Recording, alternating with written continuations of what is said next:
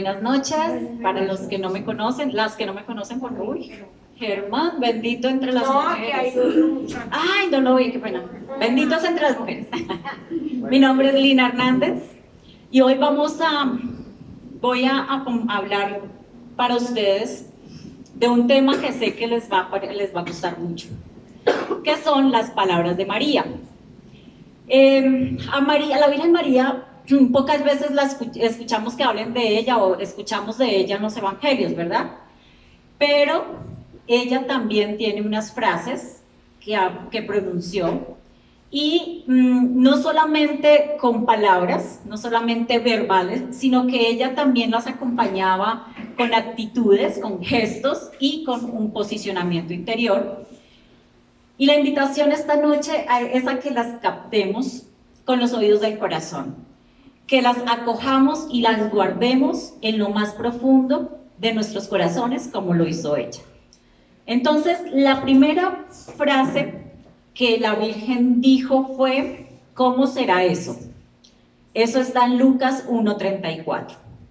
Y es la respuesta que la Virgen dio al arcángel cuando le anunció, cuando le hizo el anuncio que iba a tener el Hijo de Dios. Y ella les dice: ¿cómo será esto, ya que no conozco varón? Lucas 1:34.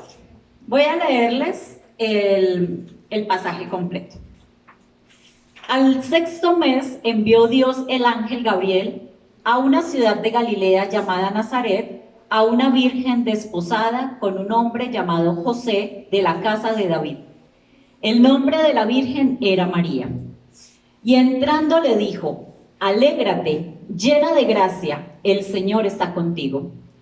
Ella se conturbó por estas palabras y se preguntaba qué significaría aquel saludo. El ángel le dijo: no temas, María, porque has hallado gracia delante de Dios, y vas a concebir en el seno y vas a dar a luz un hijo, a quien pondrás por nombre Jesús. Él será grande, se le llamará Hijo del Altísimo, y el Señor Dios le dará el trono de David su padre. Reinará sobre la casa de Jacob por los siglos, y su reino no tendrá fin. María respondió al ángel: ¿cómo será esto, puesto que no conozco varón? El ángel le respondió: el Espíritu Santo vendrá sobre ti, y el poder del Altísimo te cubrirá con su sombra. Por eso, el que ha de nacer será santo y se le llamará Hijo de Dios. Dijo María: he aquí la esclava del Señor, hágase en mí según tu palabra. Y el ángel, dejándola, se fue. Palabra del Señor. Entonces, como que en cierta forma la Virgen confronta al ángel cuando él le habla. Ella le pregunta ¿cómo? ¿Sí? Pero, ojo, ella no le pregunta por qué, como haríamos la mayoría de nosotros, ¿no es cierto? Cuando tenemos una situación difícil, un duelo, una enfermedad, algo difícil, nosotros es: ¿por qué a mí me pasa esto? Cuestionamos. Lo primero que hacemos es ¿por qué? ¿Por qué me pasa esto? Y somos tan atrevidos que incluso decimos: ¿por qué me pasa a mí y no a él? ¿Por qué me pasa a mí que soy tan bueno? ¿Por qué me pasa a mí que voy a la Comunidad María Reina de la Paz? ¿Por qué me pasa a mí que voy a misa y no le pasa a él que ni siquiera va a la misa? Somos tan atrevidos que hasta alcanzamos a veces a pensar en eso. Pero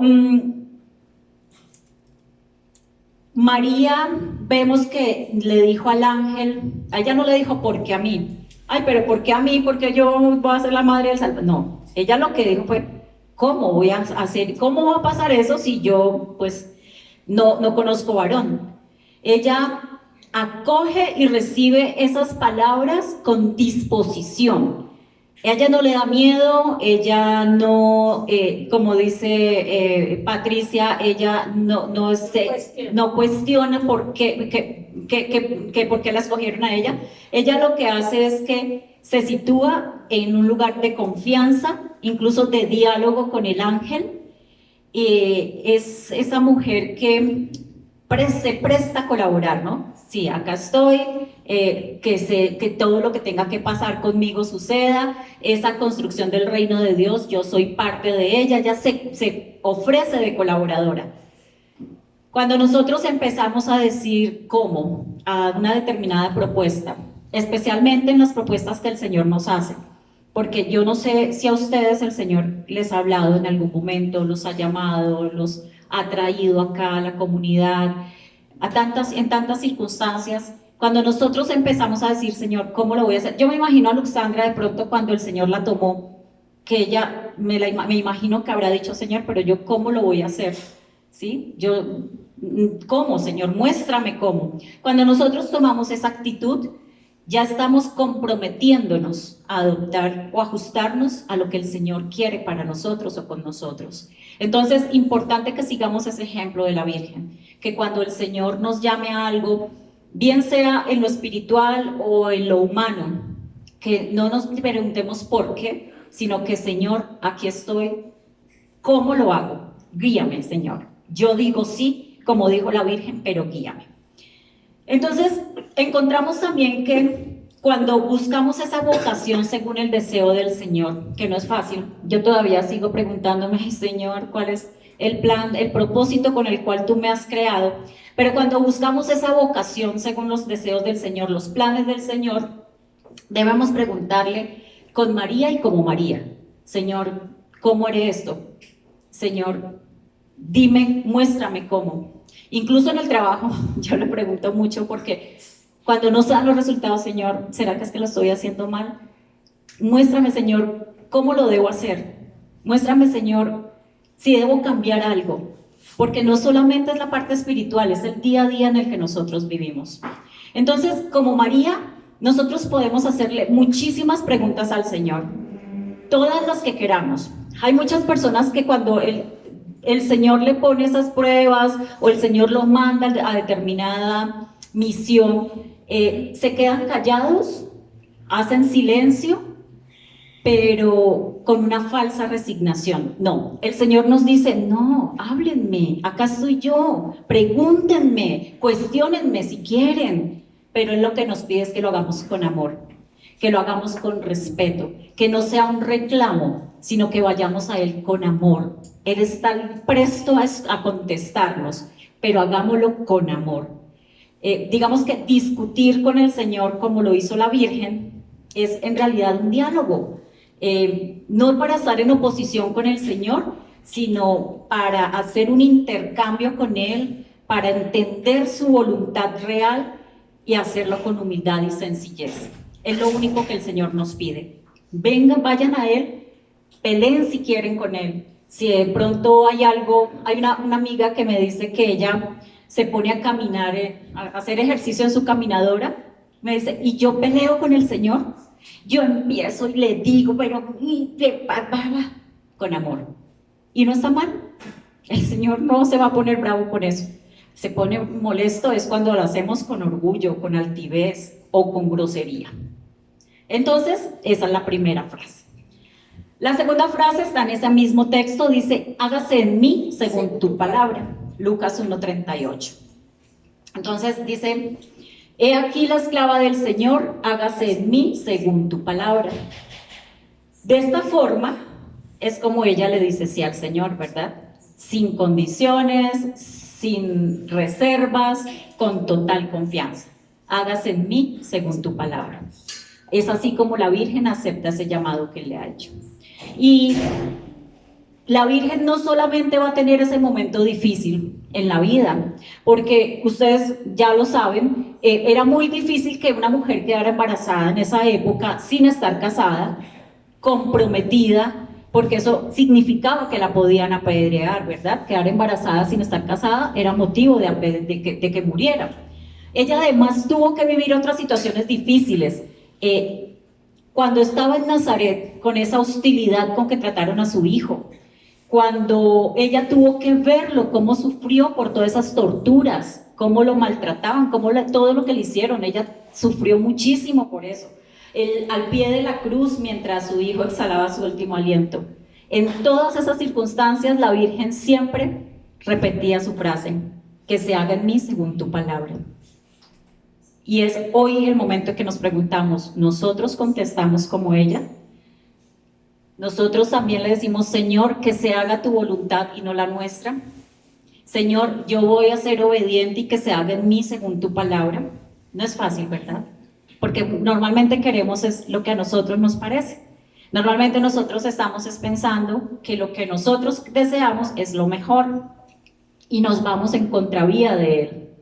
Entonces, esta respuesta que María le da al Señor nos permite comprender que ella confiaba total y plenamente en el Señor y que ella superaba todas esas fragilidades, todas esas circunstancias difíciles que tuvo en su vida. Ella superaba todas esas circunstancias apoyándose en su relación con Dios.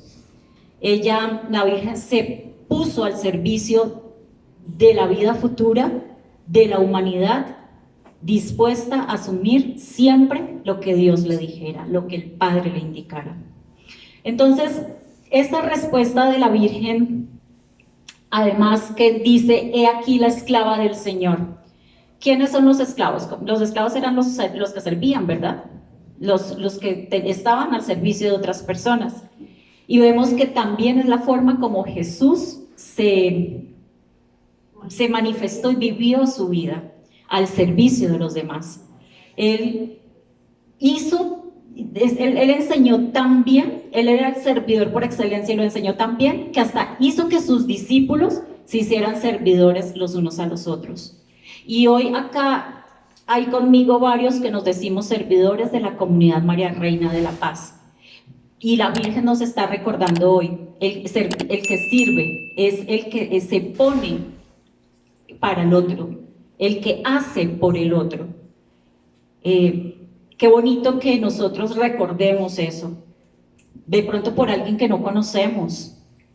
Ahora que llega diciembre, que ya llegó diciembre con su alegría, que nos pongamos en servicio al que no tiene un regalo, que nos pongamos al servicio del que no tiene cómo pasar una Navidad alegre, no tiene tantas cosas no materiales, la compañía, por ejemplo, tantos adultos mayores que están abandonados y no tienen quien vaya en esta época a decirle una feliz Navidad. Eso es ser servidores, y a eso nos llama el Señor, y me imagino que Él también lo habrá aprendido de la Virgen, que fue la primera que dijo, he aquí la esclava, la sierva del Señor. Entonces la Virgen María tuvo esa gracia espiritual de hacerse la discípula, incluso desde antes de que Jesús viniera al mundo. Y lo hizo porque ella era una mujer, ha sido una mujer humilde y sumisa. No sumisa en que sí, todo, sí, no. En que ella es obediente, es humilde con Dios. Y entonces ella, vemos que en lugar de cuestionar las palabras del ángel, ella lo que hizo fue aceptar la voluntad del Señor, de Dios, del Padre, y someterse a ella sin condiciones. Esta actitud humilde de María, entonces, que sea un ejemplo para nosotros de cómo debemos tratar a Dios en nuestras vidas, dispuestos a aceptar su voluntad, lo digo una vez más, incluso si no entendemos lo que está pasando.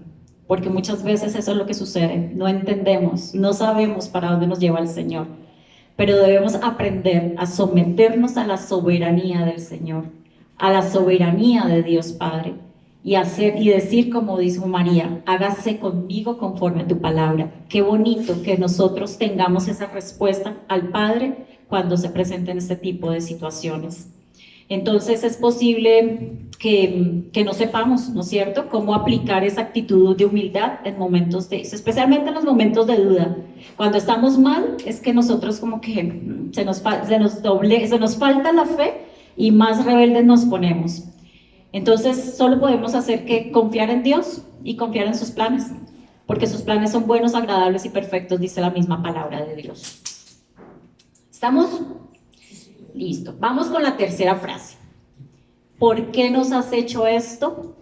Está en Lucas 2:48. ¿Se acuerdan en dónde está en qué texto, en qué contexto está esa frase? Cuando se perdió el niño. Cuando se perdió en el templo. Muy bien. Entonces, este texto 2:48. ¿Por qué nos has hecho esto? Entonces aquí se cuenta el episodio justamente del hallazgo de Jesús en el templo, cuando él tenía 12 añitos. A los 12 años es que, según la tradición judía, pues ellos se presentaban allá en el templo, presentaban a los niños, y ellos empezaban a asistir a los 12 años a estudiar la palabra. Los judíos estudian la Torá, que son los 5 primeros libros, y es la edad aproximada en que se celebra la edad adulta de la comunidad judía. Entonces, en esta ceremonia, tradicionalmente los niños van, leen un pasaje de la Torá y responden un cierto número de preguntas, porque ellos se la tienen que aprender, ¿no? Es mandatorio, es obligatorio que ellos aprendan esas 5 libros. Pero en esta escena no es Jesús quien está aprendiendo, no es Jesús quien está respondiendo a las preguntas, sino es Jesús quien empieza a enseñar y a interrogar a los sabios y a los doctores de la ley. En otras palabras, aquí Jesús se presenta como un maestro y no como un alumno. Qué lindo, ¿no? Jesús nos sorprende desde esa edad, 12 años.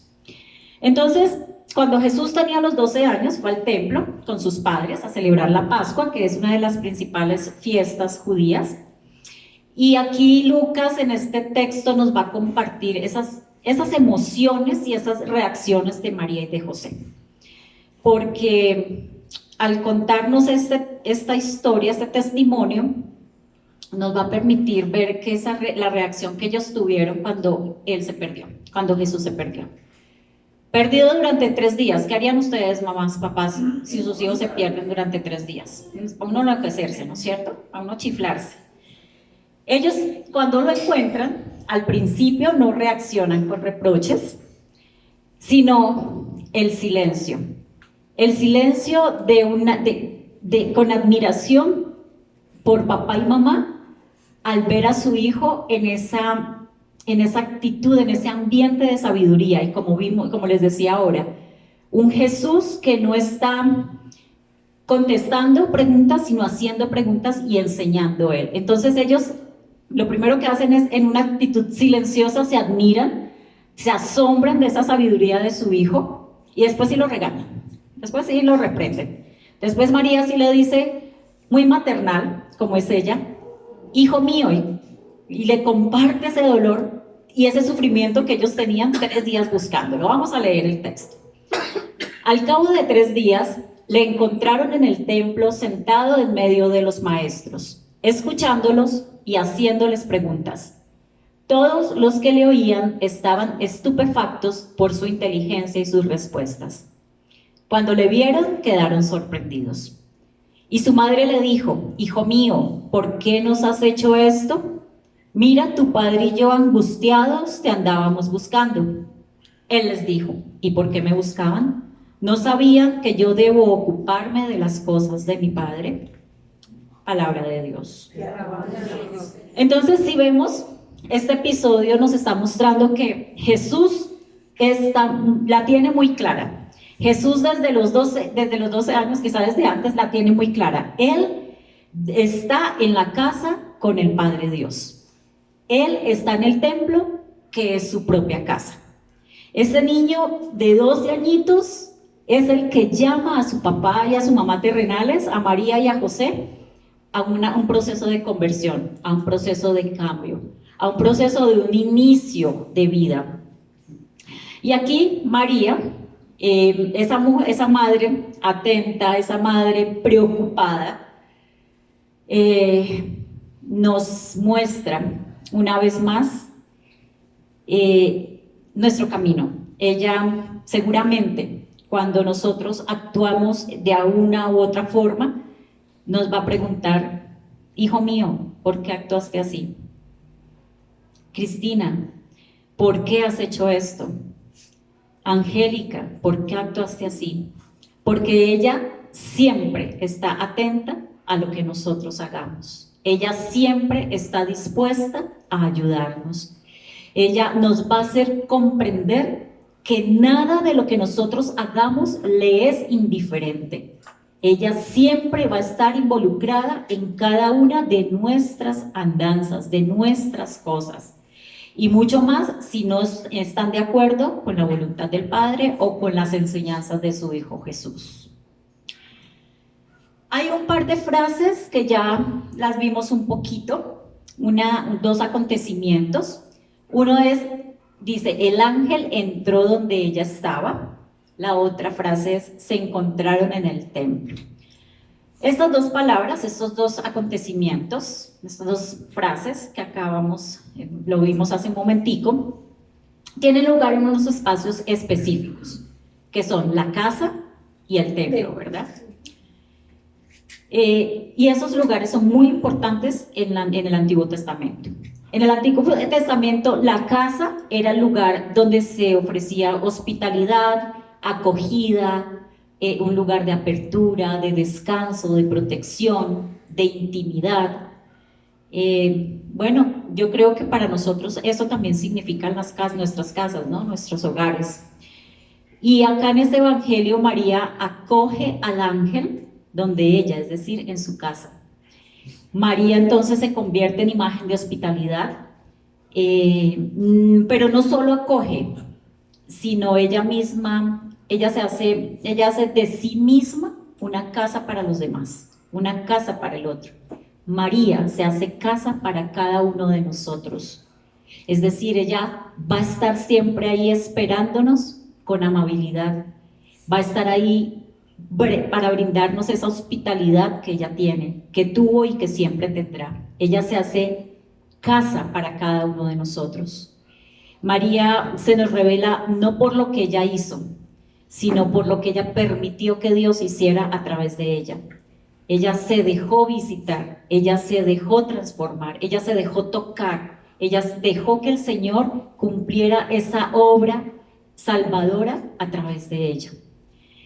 Y nos invita también que abramos la puerta de nuestra casa interior, que es nuestro corazón, que dejemos entrar el Espíritu Santo como lo hizo ella, para que el Espíritu Santo actúe en nosotros, transforme, para que el Espíritu Santo vivifique todo nuestro ser. Yo sé que para nosotros es más sencillo, pero si tenemos en nuestras casas incluso aquellas personas que aún están cerradas en su corazón, ella nos invita a que seamos como ella, que seamos hospitalarios, que seamos protectores y que ayudemos, iniciando por los de nuestra casa, a abrir nuestros corazones a la presencia del Espíritu Santo. Y nos dice también el texto que cuanto más estamos en nuestra casa interior, más humanos somos y más capaces somos de estar unidos con los demás, porque cuanto más cerca estamos de Dios, que es amor, más cerca vamos a estar de los demás. No nos encerremos en esa casa para nosotros, ofrezcámosla, démonos como esos hermanos en Cristo que somos, para llenar esta vida de amor tan necesitada que estamos cada día. Yo creo que a ustedes les pasa lo que a muchos que no ven noticias, porque es increíble ver cada día la maldad del hombre, esa falta de amor en los corazones. Y justamente María nos invita a eso, a que ayudemos a hacer una conversión, que empecemos por nosotros, a recibir, a tener un corazón de carne, y después ir a donde el otro, para que también cambien esos corazones. Y es la única forma que en este mundo haya paz, que nuestros corazones cambien de piedra a carne, como lo dice la palabra. Entonces, el amor, como lo manifiesta María, se convierte en el lugar donde estamos llamados a estar con ella, en el amor. Y el otro lugar, como decía acá, se encontraron en el templo, es decir, María, José con Jesús, es el templo, ¿no? Porque en el Antiguo Testamento también es un lugar muy importante, es el lugar donde reside Dios, donde reside su nombre, donde está su presencia. Es un espacio de acogida también, es un espacio donde se encuentra la luz, donde hay perfumes, el templo lo adornaban lo perfumaban, y es donde está el arca de la alianza. Y la única finalidad del templo es la oración, ¿no? Para el pueblo hebreo era un centro espiritual fundamental. Era la morada de Dios entre los hombres. Y con la venida de Jesús, el Verbo se hizo carne y habitó entre nosotros, como nos dice Juan 1:14. Ese templo se encarna y se hace carne en Cristo. Juan 1:14. El Verbo se hizo carne y habitó entre nosotros. Y en cierto modo María representa el templo de la espera, la mujer que se dio a esperar la venida del Hijo de Dios. Y cuando ella encuentra a su Hijo Jesús en el templo, también ella nos dice, oigan, un templo no es solamente piedras, un templo indica la presencia del Espíritu Santo, como nos dice en la primera de Corintios 6:19. ¿No saben que su cuerpo es templo del Espíritu Santo que está en ustedes y que han recibido de Dios? Es decir, no solamente es un templo de piedras, como aquí en la parroquia o cualquier parroquia, no. Ella nos está también diciendo que ahora ese templo reside en cada uno de nosotros porque somos templos del Espíritu Santo. Y entonces ese templo deja de ser solamente paredes, deja de ser solamente piedras para convertirse en algo más, cada uno de nosotros, un templo. La última frase está tomada de Lucas 2:19, que dice: María guardaba todas estas cosas y las meditaba en su corazón. Lucas 2:19. María guardaba todas estas cosas y las meditaba en su corazón. Y Lucas 2:51 también nos menciona que María conservaba cuidadosamente todas estas cosas en su corazón. Es decir, aquí ya no estamos hablando de palabras, estamos hablando desde una actitud. Esa actitud de interiorización que tenía María. Es decir, ella cuando escuchaba las palabras, cuando estaba viviendo los acontecimientos, guardaba todo eso en su corazón. Velaba por ellos, meditaba en ellos. Y nos habla el texto acerca de algo que es bien importante, es que ella nunca estaba, como estábamos diciendo ahora, cuestionando. Ella nunca dejaba que la loca de la casa se alborotara para pensar en cosas y cuestionar, y no. Ella todo lo hacía desde y en su corazón. Ella no dejaba el raciocinio que cogiera el racionamiento y se disparara. Ella no dejaba que las emociones tuvieran control. Ella todo lo guardaba en su corazón y desde allí era que ella meditaba las cosas. Y entonces, después de que hemos mencionado sitios como el templo, la casa, llegamos a un sitio muy especial que es el lugar del corazón. Nos menciona también el texto que este lugar del corazón es el que Adán perdió cuando el Señor le preguntó: Adán, ¿dónde estás? Pues Adán respondió: escuché tu voz, tuve miedo y me escondí. Y acá nos enseña María lo contrario de esta actitud de Adán. Ella tuvo que pasar, ya vimos, por muchas cosas difíciles. Desde que su hijo naciera en un pesebre, ni siquiera en una casa, en un pesebre, con pastores, con ángeles. Después, a los 12 años se le pierde el chino y le sale con esas. ¿No sabías que tenía que estar en las cosas de mi padre? Entonces ella, a diferencia de Adán, ella guarda, ella medita, ella retiene, ella busca el significado de cada una de estas acciones en su corazón. Todo lo que sucede alrededor de María, ella los coge, los medita, los guarda en su corazón y no deja que ella no deja que los sentimientos, ella no deja que el raciocinio la desvíen del camino como lo hizo Adán.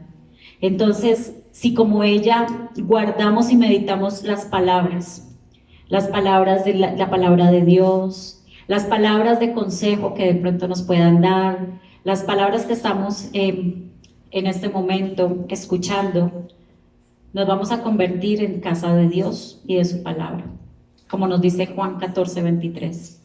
Si alguno me ama, guardará mi palabra y mi Padre lo amará. Y vendremos a Él y haremos morada en Él. Meditar es entrar en ese paraíso, en vivir, en morar con Dios Padre, con nuestro Señor Jesús. Y es María quien nos enseña a meditar con todo esto que nos dice. Hace poco tuve una situación con una compañera de trabajo y le decía yo eso, no recuerdo, algo que ella me dijo, le dije, voy a meditar en eso.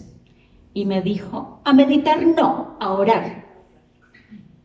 La Virgen nos enseña a meditar, porque a veces confundimos, ¿no? Decimos que meditar es algo malo, ¿sí? Entonces se ha mencionado, se ha confundido que la meditación entonces va con cosas que no son buenas.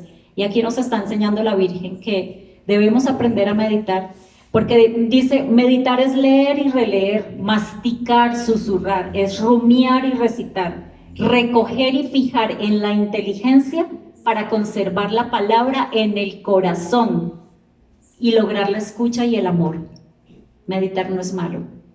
Debemos hacerlo como lo hacía María, desde el corazón y con amor. Meditar no es consumir o utilizar un acontecimiento o un hecho particular para satisfacer el propio interés. Meditar en el corazón y con el corazón es situarse en un lugar de gratuidad y gratitud. Es algo gratis y es algo que debemos aprovechar para dar las gracias a Dios. Cuando María medita y conserva, recibe, acoge y retiene en el sentido de recordar, no para buscar una solución, sino para inscribir en la memoria de su corazón todo lo que el Señor ha hecho en ella. Entonces, si vemos, no es malo que tengamos meditaciones o que meditemos sobre las cosas que suceden. Lo que pasa es que para nosotros sí es muy difícil, pero también nos dice el texto, ¿por qué es tan difícil? Porque son resistencias que existen para que nosotros nos pongamos a prueba en la fortaleza. Quien medita detiene la agitación interior. Miren que es bueno, como les decía, esa loca de la casa, no sé si eso es que nos mantiene todo el tiempo ahí, todo el tiempo. Entonces, el que medita, por el contrario, se tiene como un dominio interior que lo convierte en oración. Entonces vayámonos con eso. No es malo. Aprendamos de María. Porque además nos permite unirnos al sábado del Señor, que era el día de su reposo, de su descanso, el día en que Él dijo, voy a parar. Hacía todas sus oraciones, sus reuniones en su templo y entrar en su reposo. En el libro del Génesis, el Señor le pide a Adán cuidar y cultivar su tierra en el jardín. María, por el contrario, vigila, guarda, recoge, retiene lo que le sucede. Ella hace lo que el Señor le pide a Adán, ella cuida y vela por el cumplimiento de una promesa de vida, porque Dios la guarda y trabaja en su corazón. Y al final nos menciona el texto que San Luis María de Montfort compara a María con una alta montaña en la que Dios construyó su morada, en la que Jesús enseña y habita para siempre, una montaña donde nos transfiguramos con Él, donde morimos con Él, donde ascendemos al cielo con Él. El mismo santo llama a María el oratorio, la casa en la que Dios habita, el lugar donde lo encontramos a Él. Solo en esta casa, solo en este bendito lugar encontraremos los medios para crecer en nuestro llamado. Qué lindo. No, es la morada donde habita, es el oratorio donde habita Dios. Vayamos siempre a María. No nos cansemos de eso. No permitamos que aquellos que vienen a susurrarnos al oído, a decirnos que la Virgen no existe o que la Virgen no es virgen o tantas cosas, nos confunden. Porque con ella es donde Dios habita y allí vamos a encontrar a Dios a través de ella. Con todas esas enseñanzas que hoy pudimos ver. Muchas gracias. Bendiciones.